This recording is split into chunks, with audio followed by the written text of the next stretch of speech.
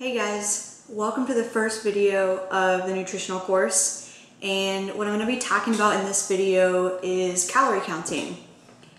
And a lot of you may know already how to calorie count, and if so, this may be a refresher, or you may want to just wait till some of the other videos and skip ahead.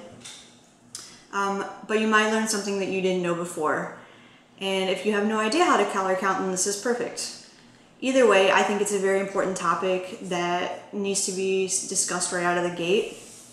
And the first thing that you need to know is calorie counting itself is a skill. It takes practice, and there's definitely going to be a learning curve at first. But it's just something that you need to do. In order to get good at, you need to practice. And a lot of people, it seems daunting to count calories, and I get it, but when you get good at it, it doesn't take more than 10 minutes of your day.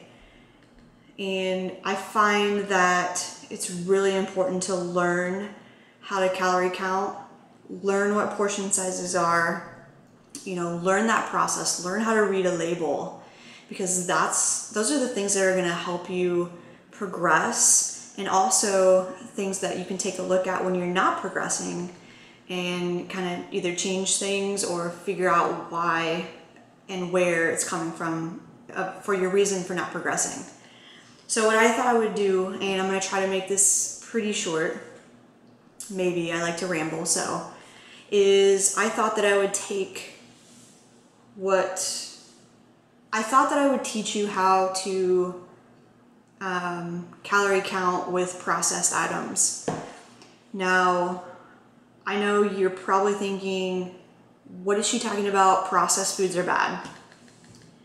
And why is she promoting that? Newsflash, everything is processed, guys. Everything, regardless if it's healthy or not healthy, unless you're literally digging it out of the ground, out of your own backyard and eating it from ground to mouth. Otherwise, everything is processed. Everything in some way, shape, or form is processed. So today I'm going to talk about what I consider a healthy processed item, and that is Greek yogurt, okay? Now, I love Greek yogurt. I think it's one of the best foods out there when you're dieting or just in general. It's got a lot of probiotics for digestion. It's really high in protein, and it's super calorie or nutrient dense, and it's super volumizing.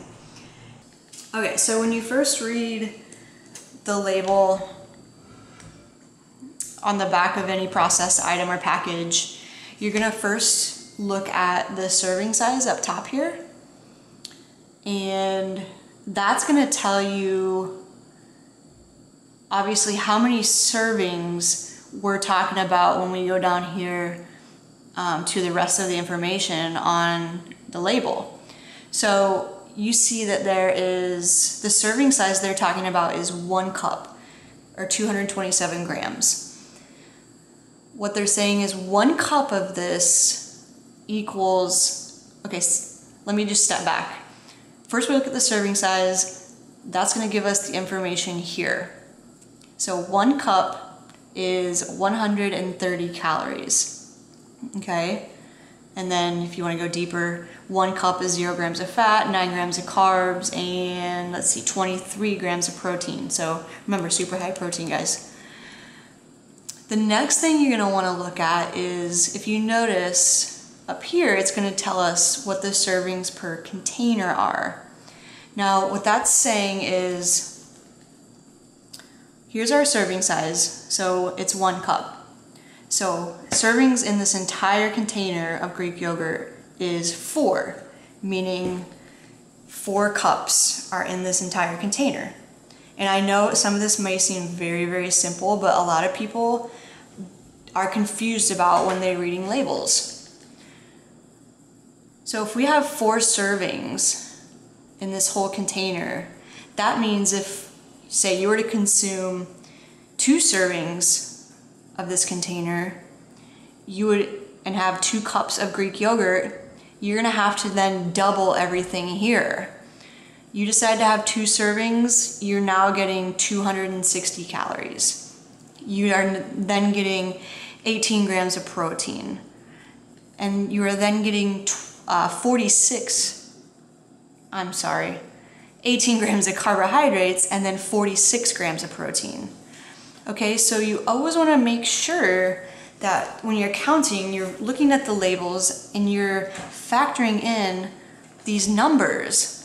Because sometimes people will look at this label and they'll think, oh, this thing has 130 calories in it, meaning they think the whole thing is that. No, you have to make sure that you're looking at how many servings there are per container, okay? I hope that's making a little bit of sense to you guys.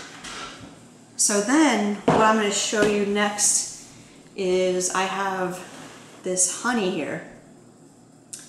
And I don't even know where it came from because I think I've had honey like once in my life. I was probably making something that was one time or something and I needed honey.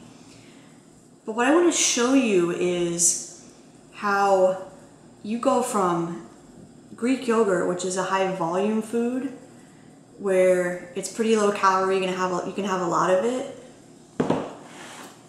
And then we have something like honey that is not so much volume. This is very calorie dense, meaning you are not going to get a lot of this stuff for the amount of calories. It's meaning high calorie for a little amount, which when I'm dieting, I don't like to sacrifice that. So I try to choose foods that are, high volume, and I'll talk about that in a later video. So if we look at this label,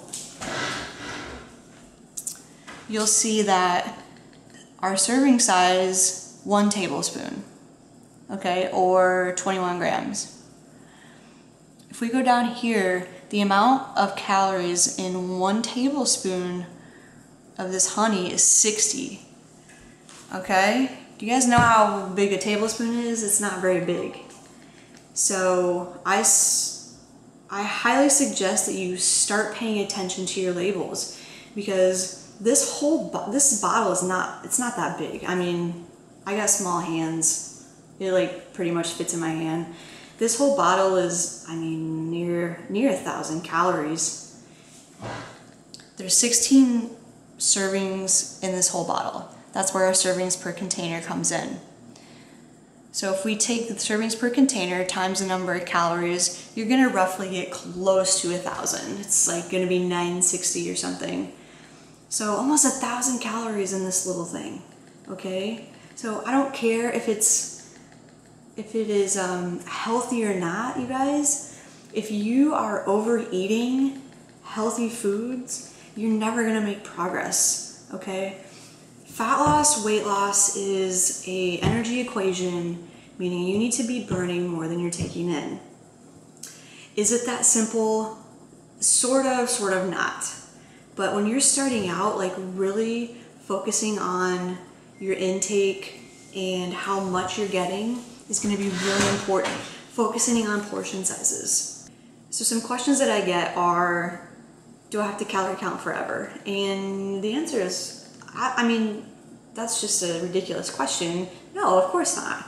Once you understand and you're more aware of what a portion size looks like, of what, how many calories are in certain foods, you're not going to need that tool, but it's always something you can go back to if you're not progressing. I always count now when I am trying to lose, especially because it gives me a very accurate picture, and I know exactly what I can get, what I can have, what I can't, how much of it. And